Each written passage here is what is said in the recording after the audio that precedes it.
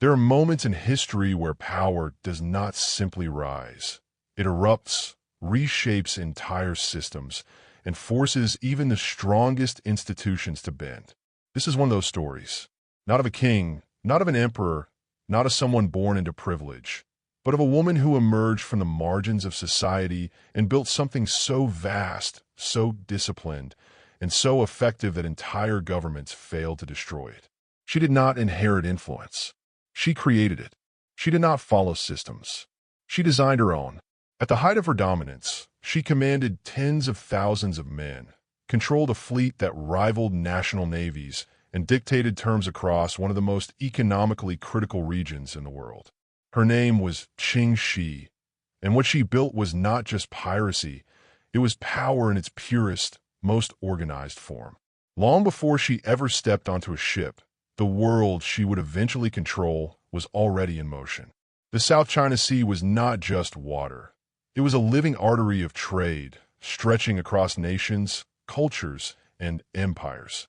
Goods moved endlessly through it. Silk, tea, porcelain, spices, opium, wealth flowing like a constant current. Whoever influenced these waters influenced commerce itself. But influence here was not governed by neat rules or stable authority. The official power of the Qing Dynasty extended over the land, but the sea was different. It was unpredictable, fragmented, and only loosely controlled. Laws existed, but enforcement was inconsistent. Authority existed, but it was often distant. For the people living along the coast, survival required something more flexible than loyalty to a distant government. Fishermen, traders, and small merchants operated in a reality shaped by uncertainty. They paid taxes to officials, but they also paid protection to whoever controlled the waters near them. Power was layered, informal, and constantly shifting. In this environment, piracy was not an anomaly.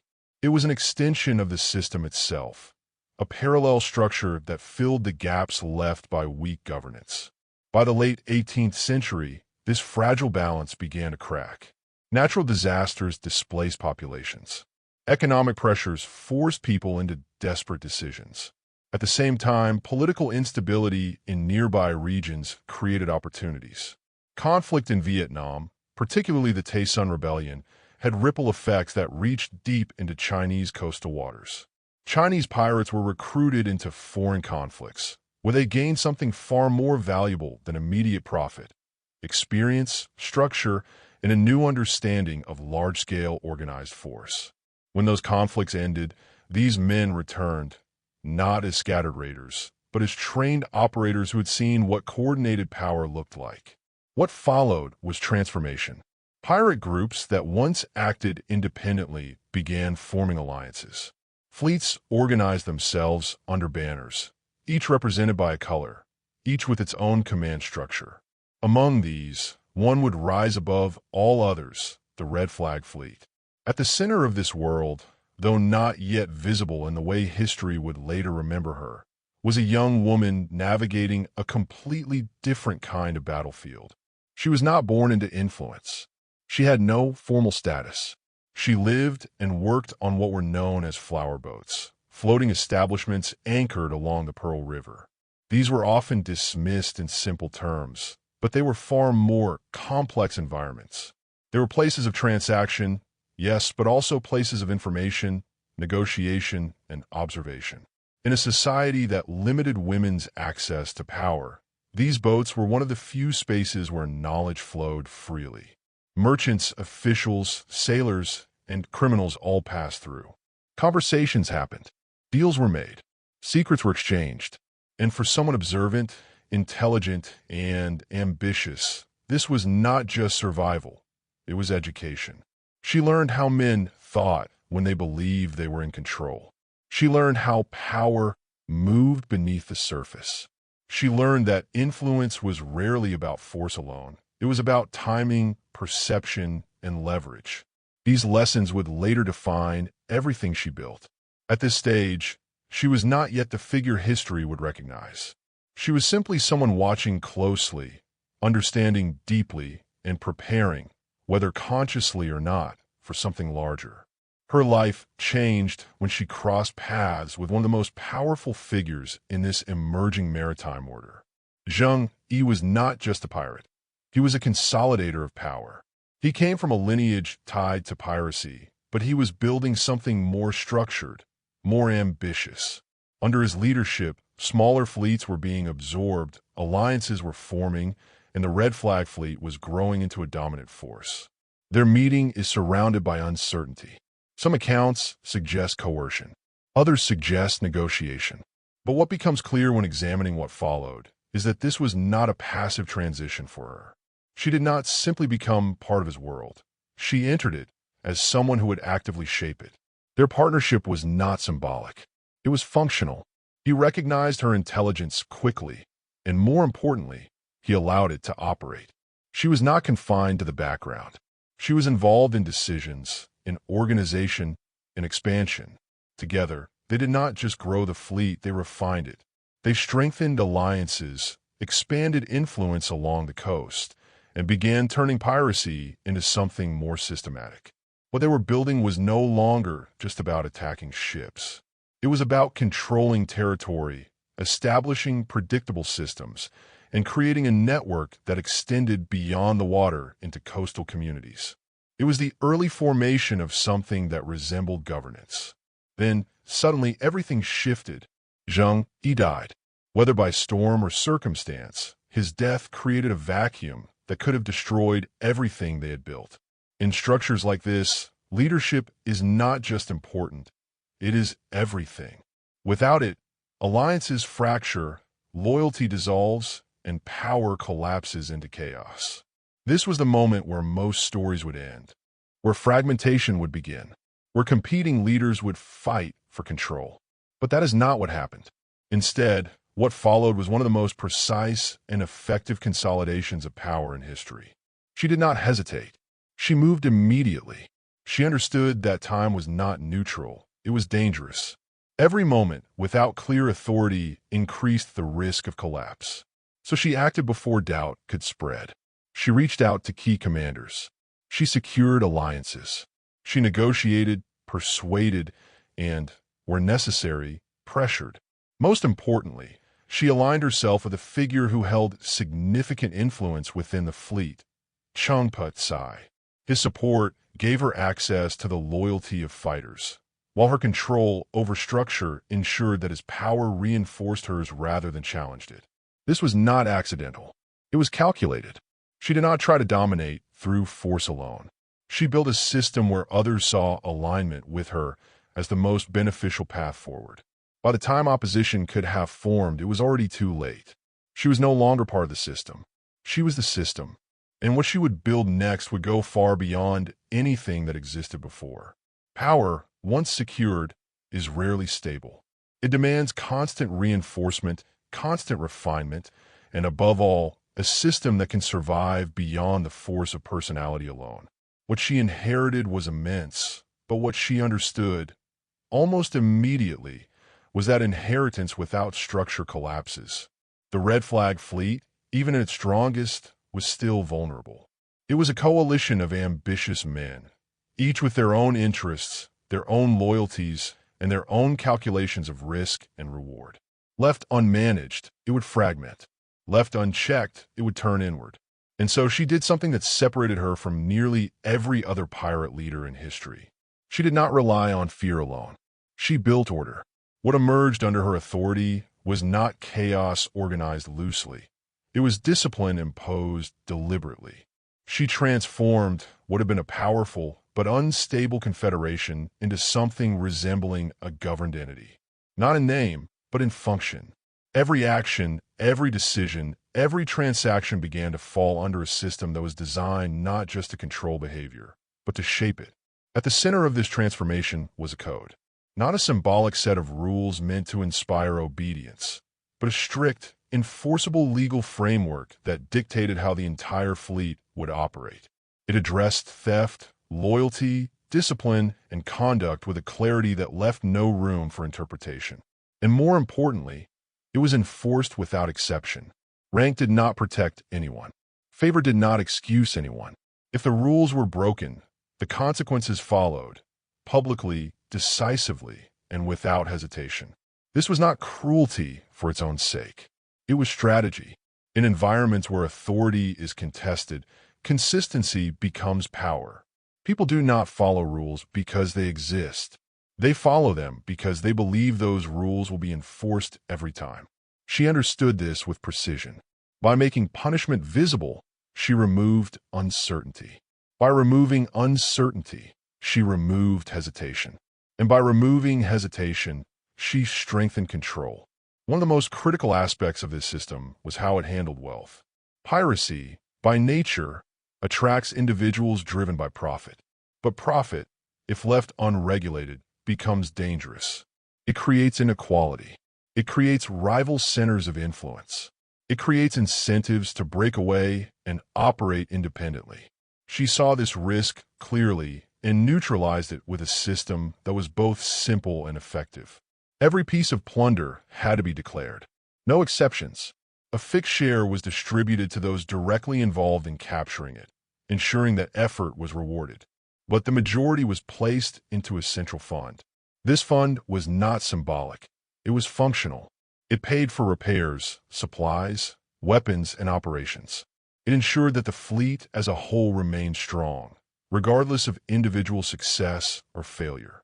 More importantly, it ensured that no single commander could accumulate enough wealth to challenge the system itself. This was control at an economic level. Authority was no longer just about leadership. It was about access. If wealth flowed through a system, then loyalty did too. If survival depended on that system, then obedience followed naturally. But perhaps the most revealing aspect of her code was how it dealt with civilians and captives, particularly women. In a world where brutality was common and often expected, her rules stood out, not because they were gentle, but because they were calculated. Violence without limits creates resistance without end. Communities that are destroyed do not cooperate. Information stops flowing. Supply lines weaken. Safe harbors disappear. She understood that long-term power required more than fear. It required a degree of stability. So she imposed strict regulations. Abuse of captives, especially women, was punishable by death. Relationships, if they formed, were to be formalized. Loyalty was expected, even in personal conduct. These rules were not acts of compassion. They were acts of foresight. They protected the fleet's reputation among coastal populations. They maintained a level of predictability that made negotiation possible. And in doing so, they turned potential enemies into reluctant participants in her system. Because that was the next phase of her expansion, not just controlling the sea, but integrating the land. The Red Flag Fleet did not operate in isolation. It was connected to a vast network of coastal communities. Villages, merchants, fishermen, all of them became part of an arrangement that blurred the line between coercion and cooperation. They paid tribute, yes, but in return, they received something the official authorities could not reliably provide: protection. Protection from rival pirates. Protection from random violence. Protection from instability. This created a system that, while rooted in force, functioned with a kind of logic that people could understand. Payments were predictable. Expectations were clear. And in many cases, this was preferable to the uncertainty of dealing with inconsistent government enforcement or unchecked criminal activity. What she built was, in effect, a parallel economy. Trade continued, but under her influence. Goods moved, but through networks she could access. Information flowed, but toward her. The fleet was no longer just taking from the system. It was becoming part of it, reshaping it from within. At its peak, this structure reached a scale that is difficult to fully comprehend. Hundreds upon hundreds of ships, organized into divisions, each operating within designated areas, but all connected through a central command. Tens of thousands of individuals, not just fighters but families, workers, informants, and administrators. This was not a loose gathering of criminals. It was an ecosystem. Daily life within this system reflected its complexity. Ships were not just weapons. They were homes. Crews lived together, worked together, and depended on one another. Hierarchies existed, but they were fluid enough to allow movement based on performance. Skill mattered. Loyalty mattered. Results mattered. For many, this offered something that traditional society did not: opportunity. In the rigid structures of the Qing Empire, advancement was limited, controlled, and often inaccessible to those without status or education. Within her fleet, the rules were different. If you proved yourself, you could rise. If you contributed, you were rewarded. This created a level of internal motivation that no external force could easily replicate. It also created loyalty, not out of obligation, but out of interest, and that made her fleet incredibly difficult to break, because defeating such a system required more than military strength. It required dismantling the incentives that held it together. It required disrupting the relationships that sustained it. It required replacing something that, for many, was working. This is where her brilliance becomes even more apparent. She did not just build a powerful organization. She built one that was resilient, one that adapted, one that could absorb pressure without collapsing. Every decision she made pointed toward this goal. Discipline ensured internal stability. Economic control ensured unity. Regulated conduct ensured external cooperation. Distributed command ensured operational flexibility. And above all, her leadership ensured that all of these elements functioned together. What existed under her control was not temporary. It was not fragile. It was not dependent on a single moment of dominance. It was designed to last. And for a time, it did more than last. It expanded. It strengthened. It became something that even established powers began to recognize, not as a nuisance, not as a temporary threat, but as a force that had to be dealt with seriously. Because what she had created was no longer just piracy. It was competition. Competition with the state. Competition with authority. Competition with the very idea of who controlled the sea. And that realization would soon force those in power to respond, not with dismissal, but with urgency. What came next would not just test her strength. It would test the limits of everything she had built. What she had built could no longer be ignored. For years, the system she commanded had expanded, stabilized, and embedded itself into the economic and social fabric of the coast. But there comes a point when power, no matter how efficiently organized, crosses a threshold where it becomes intolerable to established authority. That moment had arrived.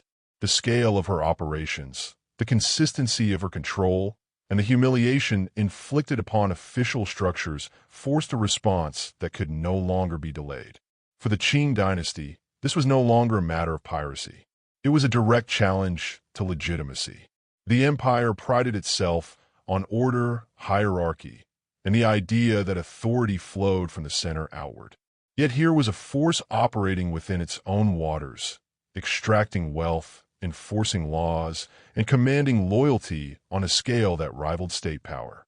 Worse still, this force was led by someone who, by every traditional standard, should not have held any authority at all. The response began in a familiar way, structured, bureaucratic, and ultimately misaligned with the reality it was attempting to confront. Reports were written. Officials debated strategy. Commands were issued. Fleets were assembled. But the system they relied on was built for conventional threats, for predictable enemies, for conflicts where authority alone could intimidate opposition. None of those assumptions applied here. The first major efforts to suppress her fleet relied on direct confrontation. Large warships were deployed with the expectation that sheer force would scatter her forces. The logic seemed sound on paper. Imperial ships were heavily armed, officially sanctioned, and backed by the authority of the state. But authority does not win battles. Adaptation does. Her fleet did not meet these forces in the way they expected. She did not line up for symmetrical engagement. She did not offer a clear target. Instead, she used the environment itself as a weapon. The waters of the Pearl River Delta were not open, predictable seas. They were complex, shifting, filled with narrow channels, hidden routes, and shallow passages that large ships could not navigate effectively. Her vessels, smaller and more maneuverable, moved through this terrain with precision. They struck where the enemy was weakest, withdrew before retaliation could be organized, and reappeared where least expected. Engagements were not battles in the traditional sense. They were disruptions, ambushes, controlled strikes that eroded confidence and inflicted damage without exposing her fleet to unnecessary risk. The results were decisive. Imperial forces suffered repeated defeats. Ships were captured, crews were killed or taken prisoner. Commanders were forced to report failures that became increasingly difficult to justify. Each loss was not just a military setback, it was a political embarrassment. The more they tried to assert control, the more obvious it became that control had already been lost. Replacing commanders did not solve the problem. New leadership brought the same assumptions, the same strategies, the same inability to adapt. The issue was not individual competence alone, it was structural. The Imperial Navy was burdened by inefficiency, weakened by corruption, and constrained by rigid hierarchy. Officers often held positions through connections rather than proven ability. Resources were mismanaged. Morale was inconsistent. In contrast, her forces operated under entirely different conditions. They were motivated by direct reward. Their leadership was earned, not assigned. Their system was flexible, responsive, and constantly adjusting based on real-time information. This was not just a clash of fleets, it was a clash of systems. And one system was clearly outperforming the other. As defeats continued, the situation escalated. The government began exploring alternative strategies. Coastal communities suspected of supporting her operations were targeted. Supplies were disrupted where possible. Rewards were offered for information. But these efforts struggled against a network that was deeply embedded and highly responsive. Her intelligence system proved to be one of her greatest advantages. Information flowed toward her from multiple sources: fishermen, merchants, local contacts, individuals who had every incentive to maintain her favor or avoid her attention. Movements of enemy ships were often known in advance. Plans were anticipated. Actions were countered before they could fully develop.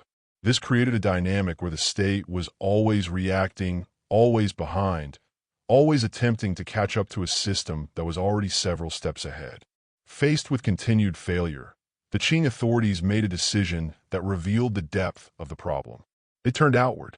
Assistance was sought from foreign powers operating in the region, entities that had long been viewed with suspicion and managed carefully. Now, necessity overrode caution. The Portuguese Empire, operating from Macau, and the British East India Company, with its expanding naval presence, were drawn into the conflict. Their motivations were not purely aligned with imperial interests. Piracy disrupted trade, and trade was the foundation of their power. Stability in these waters served their purposes. European ships brought different capabilities: heavier firepower, stronger hulls, and experience from global naval engagements. On paper, this shifted the balance. But again, paper did not reflect reality. These ships were designed for open water combat, for engagements where space allowed maneuvering and firepower could be fully utilized. The environment they now faced was restrictive, unfamiliar, and unpredictable. Her forces exploited this relentlessly. They avoided direct confrontation where disadvantageous, engaged selectively, and used numbers and mobility to offset technological differences. Encounters between these forces did not produce the decisive outcomes the Qing authorities had hoped for. Losses were inflicted on both sides, but her fleet remained intact, operational, and resilient. Each engagement became a lesson, not just for her, but for her opponents as well. They began to understand that this was not a problem that could be solved quickly or cleanly or through force alone. Time became a critical factor. For the Qing government and its allies, sustained operations were expensive, politically sensitive, and logistically demanding. Maintaining pressure required resources that were not infinite. For her, the situation was different. Her system was self-sustaining. It generated its own revenue, maintained its own supply chains, and adapted continuously. She did not need to win every battle. She needed to make continued conflict costly enough that her opponents would begin to reconsider their objectives. This was strategy at a higher level. Not just tactics, not just engagements, but an understanding of endurance. She recognized that power was not only about immediate dominance, it was about sustainability. If she could outlast the will of those opposing her, she could achieve outcomes that direct confrontation alone could not deliver. At the same time, her economic system continued to operate. Trade routes were still influenced. Tribute networks remained active. Goods continued to flow through channels she could access. Even under pressure, the structure she had built did not collapse. It adjusted. This dual strength, military adaptability combined with economic continuity, made her position uniquely difficult to dismantle. Removing her would require more than defeating her fleet. It would require replacing the entire system she had created. And that system, for all its origins, was functioning. Communities that interacted with it understood its rules. Payments were predictable. Protection was consistent. Compared to the instability of ongoing conflict, this predictability held value. It created a form of reluctant acceptance that further complicated efforts to isolate her. As months passed and campaigns extended, a realization began to take shape among those opposing her. Victory, in the traditional sense, was becoming increasingly uncertain. Even if her fleet could be weakened, even if losses could be inflicted, the cost of total suppression was rising beyond what was practical. This shifted the conversation, from elimination to resolution, from force to negotiation, from absolute control to managed compromise. She, more than anyone, recognized this shift as it was happening. She had built her power by understanding systems, and now she was reading the system around her once again. Pressure was increasing, but so was opportunity. Because when opponents began to reconsider their approach, they also began to open doors that were previously closed. And she had never been someone who waited for opportunities to fully form. She moved toward them. What followed would not be a battle in the traditional sense. It would be something far more complex, far more delicate, and in many ways, far more impressive than any victory achieved at sea. Because now, the question was no longer whether she could fight. It was whether she could turn everything she had built into something even more valuable than dominance. And the answer to that question would redefine not just her story, but the meaning of success itself. The moment the nature of the conflict began to change, she understood it before most of her opponents did. Pressure was increasing, yes, but pressure alone does not define the outcome. What matters is how that pressure reshapes incentives. And what she saw, with remarkable clarity, was that the situation was no longer moving toward decisive destruction. It was moving toward negotiation. This is where many powerful figures fail. They misread persistence as inevitability. They believe that because they have held power, they will continue to hold it indefinitely. They push further, fight longer, and often lose everything at the exact moment when they could have secured something lasting. She did the opposite. She recognized that power is not just about how much you control, but about how well you convert that control into a stable outcome. By this stage, the environment around her was shifting in subtle but critical ways. The Qing Dynasty was still unable to defeat her outright, but it was no longer acting blindly. Pressure campaigns, coordination with foreign forces, and continuous military presence were beginning to strain the edges of her system. Not enough to collapse it, but enough to change the internal calculations of those within it. Her confederation, for all its strength, was still a coalition. And coalitions are not held together by loyalty alone. They are held together by advantage. As long as being part of her system was more profitable and more secure than leaving it, unity would hold. But now, alternatives were beginning to appear. Offers of amnesty, possibilities of retaining wealth, opportunities to step out of constant conflict and into stability. Some commanders began to consider these options. Not openly, not immediately, but quietly, cautiously, the idea of exit began to circulate. And this is where the real danger emerged. Not from external enemies, but from internal fragmentation. If key figures defected, the structure she had built could begin to unravel from within. Trust would erode. Coordination would weaken. The very system that made her powerful could become unstable. She did not ignore this. She did not react emotionally. She assessed. This is what separated her from others in similar positions. She did not view power as something to defend blindly. She viewed it as something to manage intelligently. And management, in this case, meant recognizing that maintaining absolute control at all costs was no longer the optimal path. So she began preparing, not for defeat, but for transition. This required a different kind of strategy, one that was not about movement of ships or positioning of forces, but about perception, leverage, and timing. Because negotiation at this level is not about asking.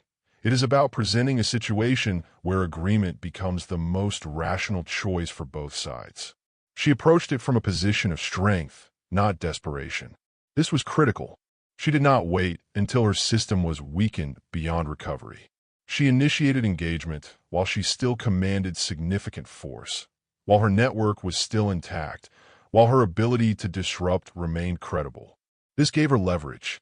The negotiations that followed were not simple. They were complex, layered, and deeply strategic. She was not offering surrender in the traditional sense. She was offering resolution, an end to disruption, a return of stability, but only under conditions that preserved what she had built. Her demands reflected this clarity. She sought full amnesty, not just for herself, but for those under her command. This was essential. Without it, there would be no unified transition. She sought the right for her people to retain their wealth, the accumulated result of years of operation. This ensured that the incentive to agree remained strong. She sought official positions for key figures within the existing system, effectively transforming former adversaries into participants. And, perhaps most importantly, she sought legitimacy, not in name, but in function. The ability to move from outlaw to recognized entity without losing the core advantages she had secured. From the perspective of the Qing authorities, this was not an ideal outcome. It was not a victory in the traditional sense. But by this point, the definition of victory had already shifted. Continuing the conflict promised ongoing cost, uncertainty, and embarrassment. Accepting her terms, while imperfect, offered closure. It allowed the state to reassert nominal authority while avoiding further losses. So they agreed. Not completely without negotiation, not without adjustments, but in essence, they accepted. This was the turning point. Not because it ended conflict, but because it redefined it. What had begun as resistance ended as agreement. What had been outside the system was now partially absorbed into it. And she, at the center of it all, had managed to convert power into security. She did not lose. She exited, and she did so on terms that very few in her position, in any era, have ever achieved. At approximately the age of 35, she stepped away from the life she had dominated. Not forced out, not hunted down, not destroyed, but transitioned. The system she had built did not collapse overnight. It was restructured, integrated, redirected. Key figures, including those who had supported her rise, were given roles within the official framework. Ships that once operated as instruments of piracy became part of recognized fleets. The line between outlaw and authority blurred, not through defeat, but through agreement. As for her, she moved into a different phase of life with the same qualities that had defined her rise: practicality, awareness, and control. She settled into a more conventional existence, but not a diminished one. The wealth she had secured allowed her independence. The reputation she carried ensured recognition, and the experience she had gained translated into a different kind of enterprise. She understood systems. She understood people. She understood risk. These were not skills limited to the sea. They applied everywhere. And so she adapted again, this time not to build power, but to maintain stability. What makes this phase of her story remarkable is not just the outcome, but the precision with which it was achieved. She did not wait for collapse. She did not gamble on uncertain victories. She read the situation, calculated the trajectory, and moved at the exact moment when her leverage was highest relative to the risks ahead. This is rare, because it requires letting go of something at its peak, not because it is failing, but because holding it longer would reduce its value. Most leaders do not make that choice. She did, and in doing so, she secured something that few ever do. Not just survival, not just wealth, but closure on her own terms. The forces that had once opposed her, the Qing officials, the foreign powers, the military commanders, all of them, in the end, reached the same conclusion. Continuing to fight her was less effective than reaching an agreement with her. That is a form of victory that does not rely on spectacle. It relies on outcome. And outcomes, unlike battles, define legacy. Because what she proved in that moment was something far more significant than dominance. She proved that true power is not just the ability to resist. It is the ability to decide when resistance is no longer necessary, and to walk away with everything that matters still intact. Time has a way of softening power, of turning dominance into memory and conflict into narrative. But some stories resist that softening. They remain sharp, not because of myth, but because of what was actually achieved. What she left behind was not just a period of control over the sea. It was a demonstration of what happens when intelligence, timing, and structure align in a world that was never designed to accommodate someone like her. After stepping away from active command, her life did not collapse into obscurity in the way many might expect. Instead, it shifted into a different kind of stability. She did not need to prove anything further. The system she had built, the influence she had exercised, and the outcome she had secured had already defined her position in a way that few individuals ever reach. She transitioned into civilian life with the same calculated awareness that had guided every decision before. Settling in Guangdong, she entered into business, reportedly managing a gambling house. On the surface, this may seem like a simple or even predictable path. But beneath that surface, it reflects something deeper. Gambling, like piracy, is not random. It is structured risk. It is the management of probability, behavior, and incentive. It requires understanding how people think, how they make decisions, and how systems can be designed to remain profitable over time. These were not new skills for her. She had spent years operating within a system where uncertainty was constant, where decisions had immediate consequences, and where success depended on reading both individuals and larger patterns accurately. In many ways, this new phase of her life was not a departure from what she had done before. It was an evolution of it, applied in a different environment.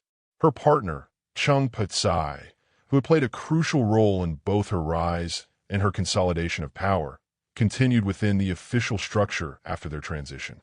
His position within the naval system represented one of the more visible outcomes of the agreement she had negotiated. The transformation from adversary to participant was not just symbolic, it was functional. It demonstrated that the line between legitimacy and illegitimacy is often defined not by actions, but by recognition. He would eventually pass away, but she continued on, living far beyond the years that most in her former world ever reached. Longevity, in her case, was not accidental. It was the result of choices made at the right time, risks taken with precision, and an ability to exit when others would have continued.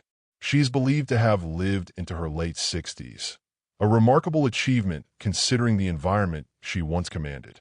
The world she came from was not forgiving. It was defined by violence, instability, and short lifespans. That she not only survived it, but outlived it speaks to something beyond strength. It speaks to awareness. What remains striking about her story is not just what she did, but how completely she controlled the arc of it. Many figures in history rise dramatically and fall just as dramatically. Their endings define them as much as their beginnings. But her story does not follow that pattern. There is no final battle where everything is lost. There is no capture, no execution, no collapse into failure. Instead, there's a transition, a deliberate shift from one phase of life to another, executed at a moment when it ensured maximum advantage and minimum loss. This makes her difficult to categorize. She does not fit comfortably into the role of a traditional criminal, because what she built operated with a level of structure and consistency that rivaled legitimate systems. She does not fit into the role of a conventional ruler because her authority existed outside formal recognition for most of her career. She does not align neatly with modern interpretations of rebellion or ideology because her actions were not driven by abstract principles. They were driven by practical outcomes. She was, above all, a strategist. Someone who understood that the world is not defined by fixed rules, but by systems that can be navigated, influenced, and, when necessary, reshaped. Her success forces a reconsideration of how power is understood. It challenges the assumption that authority must come from established structures. It shows that under certain conditions, alternative systems can emerge, systems that function effectively enough to compete with and even outperform official ones. During her peak, she commanded a force that rivaled national navies in scale. She maintained discipline across tens of thousands of individuals. She enforced a legal code with consistency. She managed an economy that extended beyond simple plunder into structured revenue. And she negotiated directly with the Qing Dynasty, not as a subordinate seeking mercy, but as an equal offering resolution. These are not small achievements. They are systemic achievements, and they place her in a category that few others occupy. When compared to other well-known pirates, the distinction becomes even clearer. Figures like Blackbeard or Henry Morgan are often remembered for their boldness, their reputation, or their individual exploits.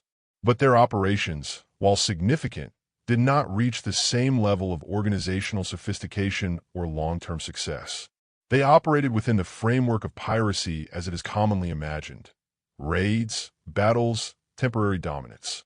She operated beyond that.